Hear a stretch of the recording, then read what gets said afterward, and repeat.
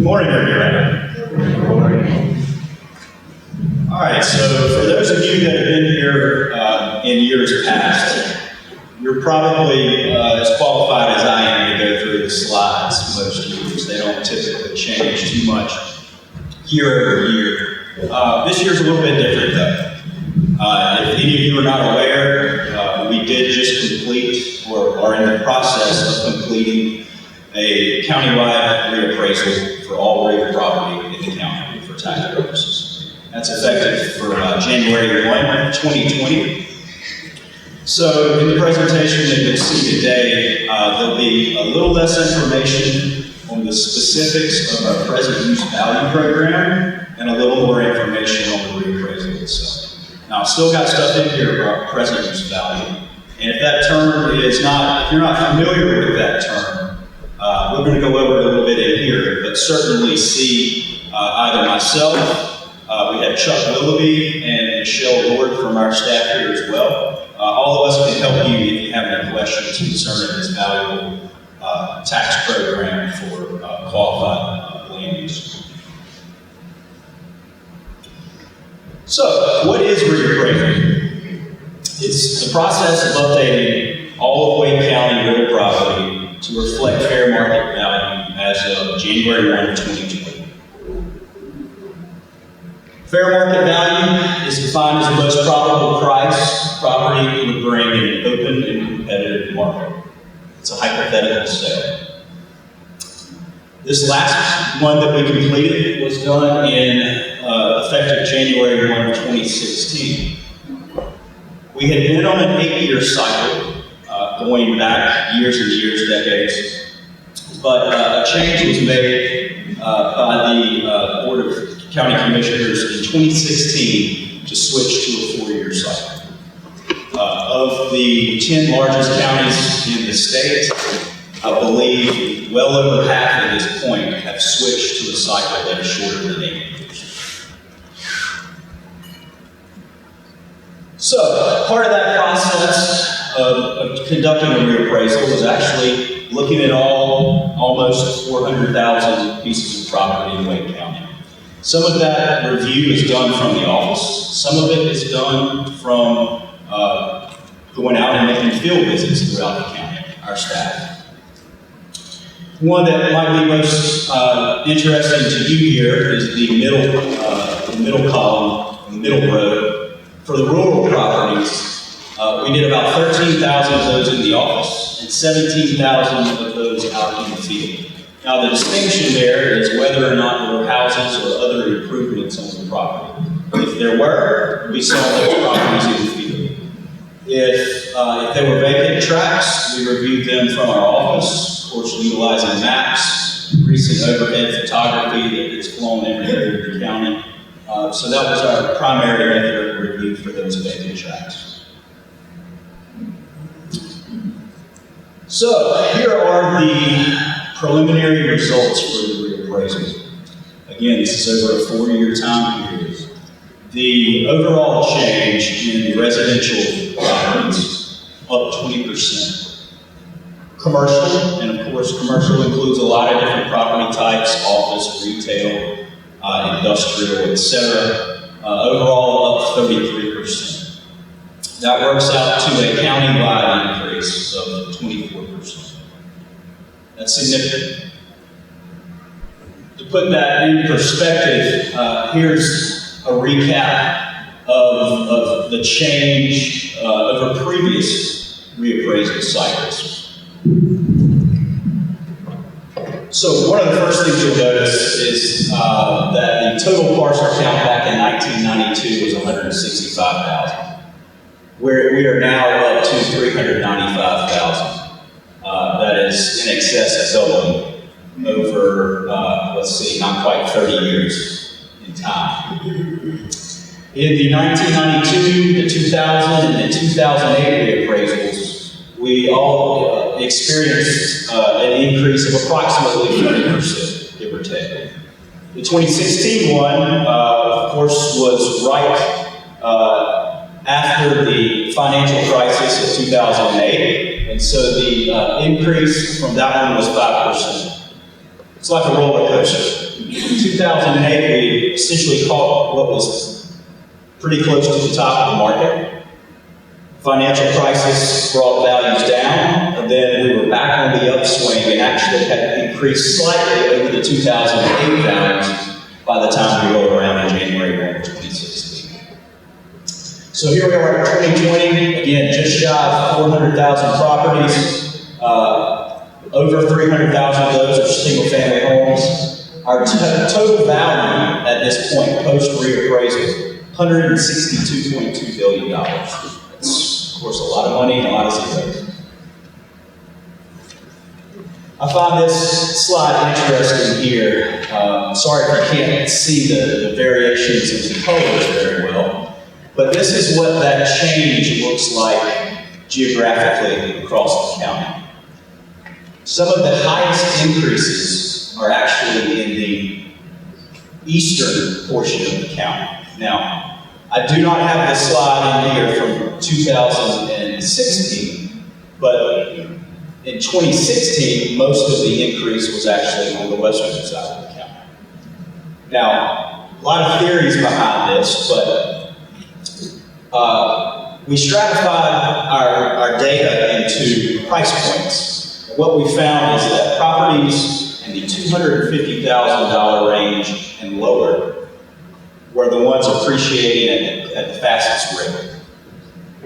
And what we believe, or one of our theories here, is that that eastern corridor of the county is where you found most properties in that price point. So, some interesting stuff here. Okay, so present use value. How does that come into play with reappraisal? Well, the state conducts a study, I believe on an annual basis, where they look at cash rents for farmers are paying for the leasing of agricultural land. That is the basis for which we determine our present use value rates in the county. So in a reappraisal, you get a new market value, which is the highest and best use of the property. In this case, we're talking about farmland. You may be growing crops or trees on the property. Typically, the highest and best use here in Wake County, though, is for development. So we have a market value based on that highest and best use. But the present use value, again, determined by studies of cash rents, is what we use to appraise properties in the present use value program. I've got a column here in the far right that shows what the change is in present use value rates from 2016 to 2020. So for ag and horticultural land, by and large, an increase of 10% in those rates. For forestry, it's varied depending on the soil class, the land class of the soil. The rates vary from anywhere from an increase of 6% to 21%.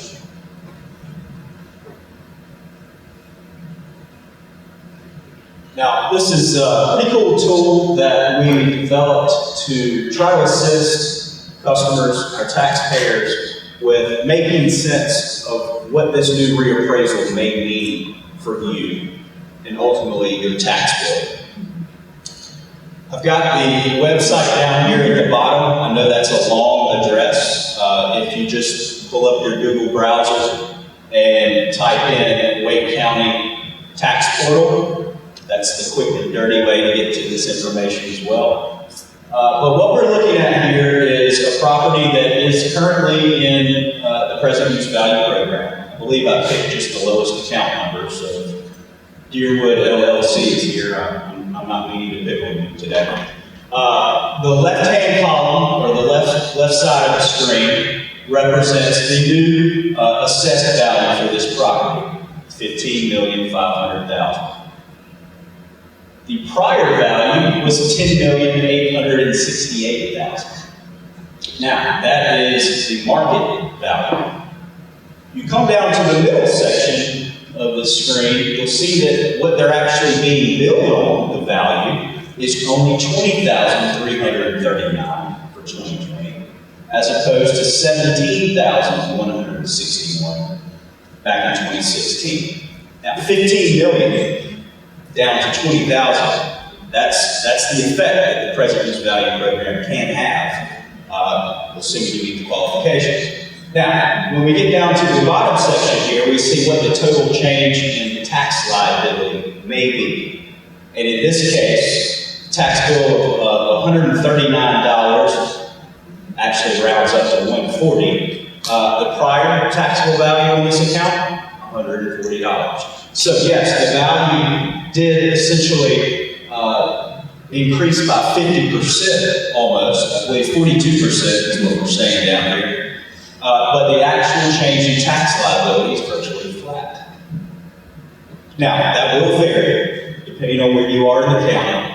And I will say that there's one caveat here, that these are based on revenue neutral tax rates, these estimates. Now, I don't want to get into a long discussion of what revenue neutral is. It is not property specific, it's a budgeting term.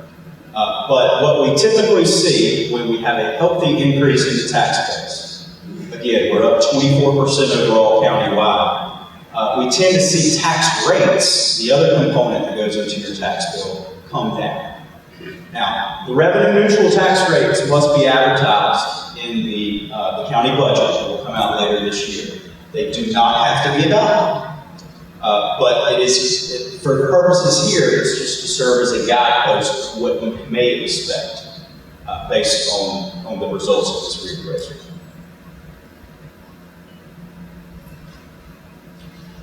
All right, so again, almost 400,000 properties in Wake County.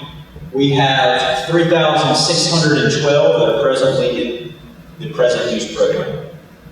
That's made up of forestry, horticulture, and the largest constituency there is those that qualify under agriculture.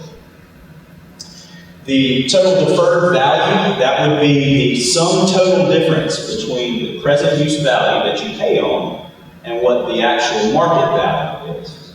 Okay, so you'll see that our current total deferred value is about $2.7 billion, and that's an increase over last year's deferment of $2.3 billion. And by and large, that is, again, a result of the reappraisal. So, applying for present use value, the deadline to submit for each year is January 31st. We do accept applications after January 31 each year, but we need something in there that states good cause for why they're late. Now, we make these determinations on whether or not that good cause passes muster. We make those on a case-by-case basis. I've given you some examples here. You may have been in the hospital, had a recent death in the family of someone close to you, or maybe you're actively serving on military duty. Of course, all those things are certainly reasons why you may not have been able to timely get an application into us. Taxpayer neglect, lack of awareness of this program, those things do not constitute good cause. Keep in mind we accept applications annually, so if you do miss the window, there's always next year to get it into us. So for present use value, there's a size requirement that must be met.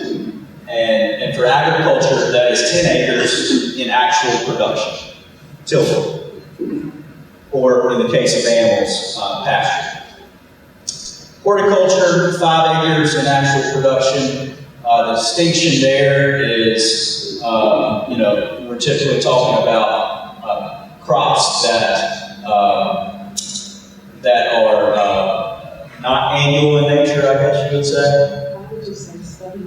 Stuff you can eat. Okay, I like that. That's good. Strawberries, sweet potatoes, those things fall under the basket of horticulture. Forestry, we require 20 acres in actual production, and so that's 20 acres in trees. I want to point out that home sites are not considered acreage in production. So if you live on the property and you have a home there, then you're going to need a little more than 10 acres to get into, let's say, the agricultural program, because we need to account for the fact that your house is sitting on the property at this point.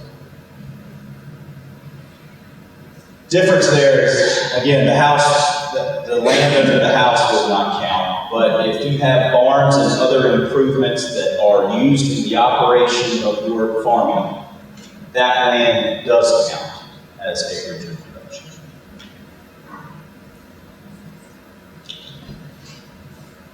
The farm unit concept. So, when we talk about acreage in production, you can have 2 5-acre tracts side by side, and collectively, in the same ownership, I'll say, if collectively you're farming all 10 acres of that, that would count. So the parcel itself may not be 10 acres, but again, the fact that they're side by side, we're going to look at them as one unit for the purposes of determining present use value. If you have other properties in the county or within 50 miles as the crow flies from your property, you can actually piggyback smaller tracts onto an initial qualifying tract. Now, I know there's a lot of stipulations in here and requirements. So if you're not currently in the program and you think, maybe I would qualify, certainly see one of us today in the office. We've got our PCs with us. We can call up your accounts and take a look and give you a off-the-cuff answer as to whether or not it looks like things may have you set up for qualification.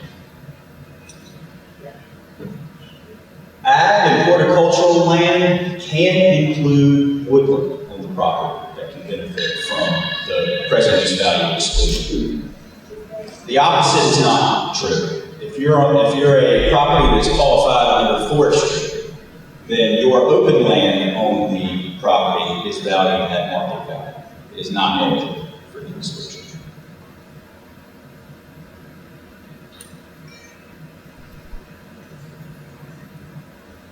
Okay, so ownership requirements. When we talk about what's required of you as the owner, you must have owned the land for full years, for 4 full years, before you can apply.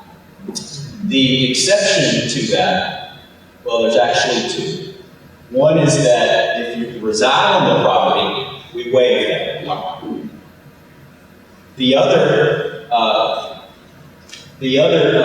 difference there is if you are purchasing or have recently acquired property, and at the time you acquired it, the property was already in present use value, then there is a way that you can apply and continue the present use value that the prior owner had in place. We allow 60 days from the date of that property ownership transfer to get that paperwork to us, to alert us to the fact that it's your intention to keep the property in the program. Business entities. So I know there's a lot of compelling reasons to maybe not have a farm property in the name of Mr. and Mrs. Smith, and instead you may get advice from various sources to consider limited liability companies or other corporate structures. There are certainly tax reasons, income tax and otherwise, a state that people do this, and I'm certainly not an expert on that, on those matters. I will say that if you're getting advice from people you trust, again, attorneys, really anyone that's helping you manage your property, make sure they're aware that you are in the present use value program. It's very sad and unfortunate, but what we sometimes see happen is a property transfer from, again, a Mr. and Mrs. Smith to an LLC, and the paperwork does not get filed with our office timely, and then the end result can be a disqualification. Another scenario that we see happen is maybe on the estate planning side, mom and dad may decide to go ahead and divide up the farm into 3 or 4 tracts for their children. They may have just unknowingly dropped the acreages on those properties below the thresholds required for present use value. So my recommendation is before you file a deed and put it on the books, that ownership is changing, give us a call in our office, run the scenarios that you're considering by us, and let us get a chance to take a look at it and give you an idea of what implications may be for your participation in President's Valley.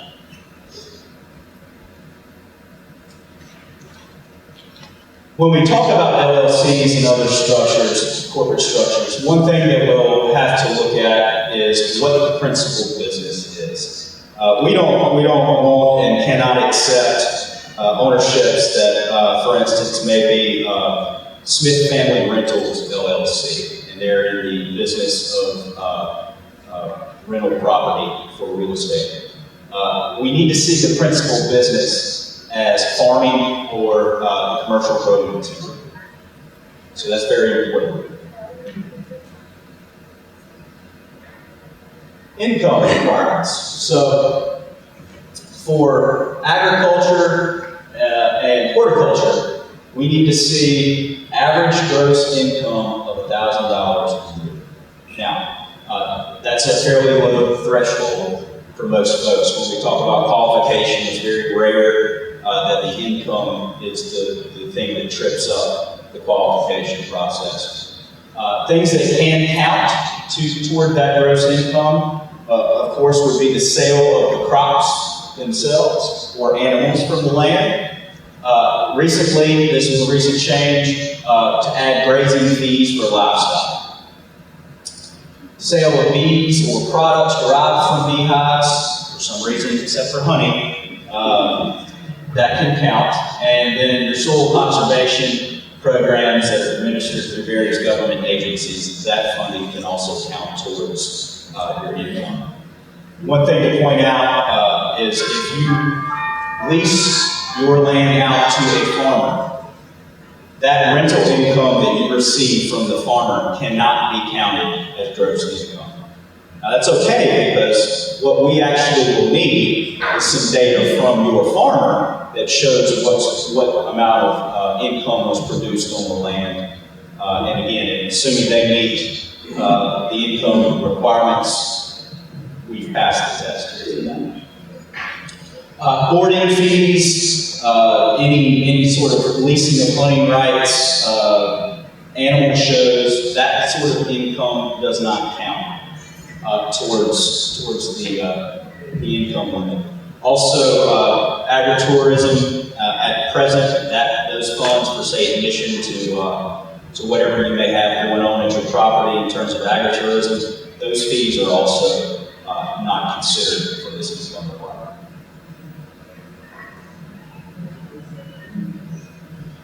So, if you have questions, we're certainly here to help. We want to see you all maintain the farms that you have. Commissioner Adamson said a minute earlier that you all are some of the original open space owners here in the county. And it's valuable to us, and I think the county as a whole, that we keep that farming and forestry alive in the county. And so we're here to help you all. It certainly does not make us happy when we see properties that do lose their eligibility. We're here to work with you and hopefully see your ventures succeed. So, my contact information is here at the top. I've left Braxton Williford in. He is not here today. He's one of my managers. Since he's not here, feel free to call him, pick on him. But I do have Michelle Ward and Chuck Willoughby who are here with me. Their contact information is up here as well. I double checked on the resources list, and myself, Chuck, and Michelle are also listed on that sheet in your packet, so if you feel like you need to scurry to write this down. I've also included a couple numbers here and email addresses for our office. We do pride ourselves on customer service. We try not to have long wait times at all on our phone lines. 856-5400, that's our main office.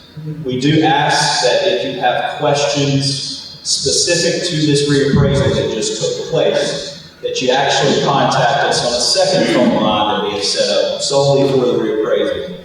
And that number is 919-857-3800.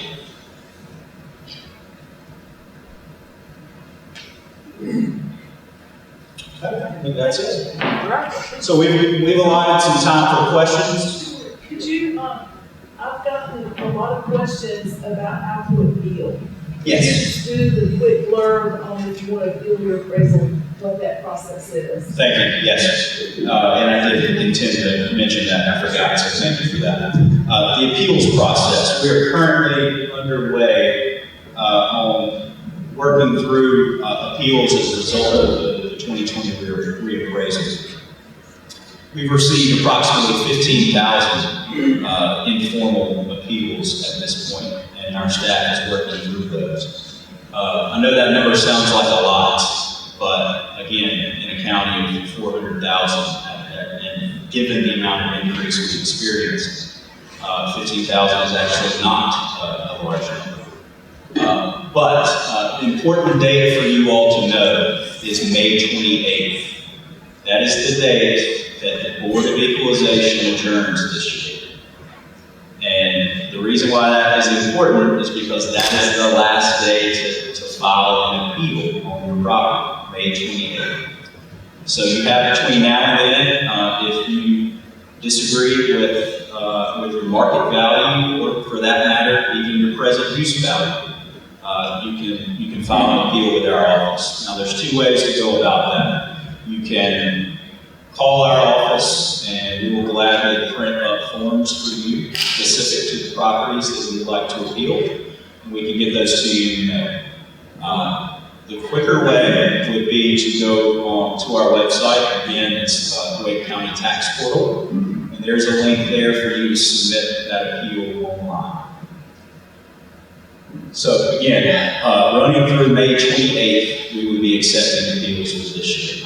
Now, there's one common misconception that the only opportunity you get to appeal your value is the year in which reappraisal takes place. That's not accurate, actually. You have an opportunity next year and the year after to appeal, and it's always from January 1 of each year until the date of the board adjournment. Which again, as I mentioned, for this current year is May 28th. Any other questions? This is the time. Yep, please come up to the mic if you want to, so we can hear your question. If you've got enough, go ahead. Go through the steps, changing from the present use market value to the property coming out of the that value back to the present use of that real use, and at the steps you have to take, and also at that point, does the person that's leasing the property get involved? What's the lead time to do that? And also, do we need to notify the agricultural extension office? With regards to your participation and qualification in present use, you notify the extension office. That would be a separate issue. That doesn't run the tax office to them, or that's just only if they sought it out. We don't actively supply that sort of information on any kind of recurring schedule to them. That being said, I mean, a lot of data sharing does happen across the county through like our geographic information systems. So if certain data is updated on maps as a result of the changes in our files, other agencies, yes, could very well see that data. The process, if I understood you correctly, you want to know what exactly is the process for moving from present use value to market value. That would be a voluntary removal from present use value.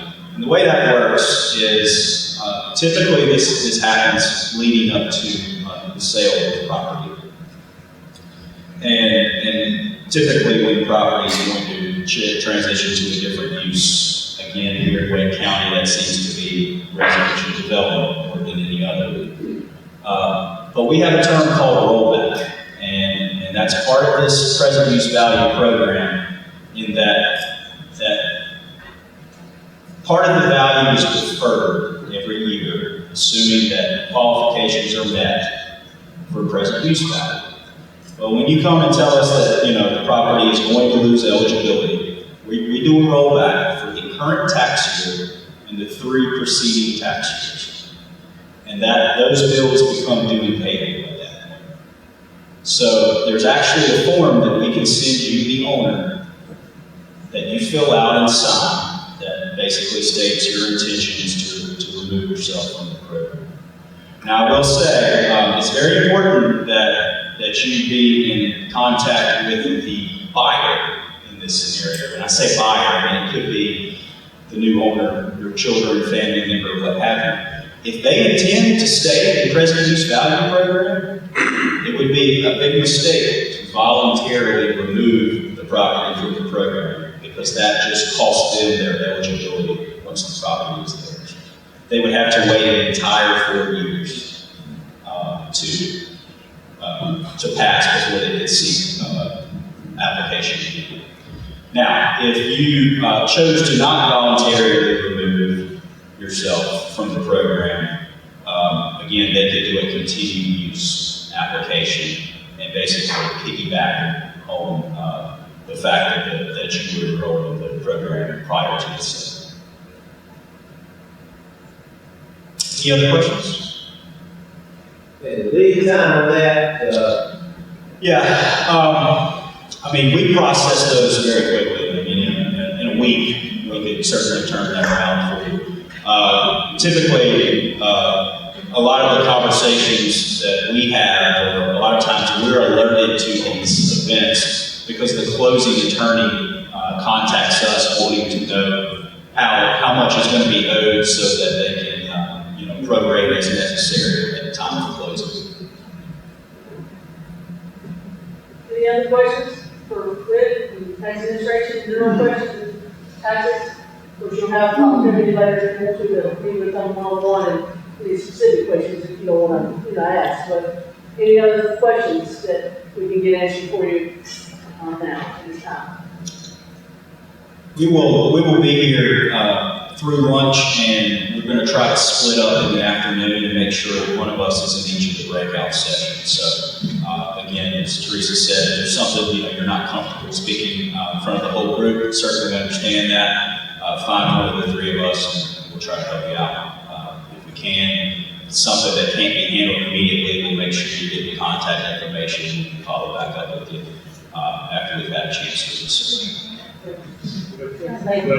Oh, sorry, we got one question. One quick question. If you're just carving out an acre of property that's in present use, how long does it take to get that bill for that 1 acre section you're carving out? Once the deed is registered and all that? Is the ownership changing? Yes. Okay. We have a great relationship and set up with the Register of Deeds. Basically, the date it's recorded, it's in our office upstairs in the tax office. And within a matter of 2 or 3 days, hopefully no longer than that, we have updated the ownership in our tax records. The way the system works is if that property was in present use value and we see that ownership transfer, it flags the property for us to take a look at. And so, it could be that the bills, typically we wait a little while on the bills just to make sure the person who is receiving the property doesn't intend to keep the present use value. But certainly within a matter of weeks, those bills are created for the 3 prior years. And that comes to the property owner that was in present use value at that time? That's correct.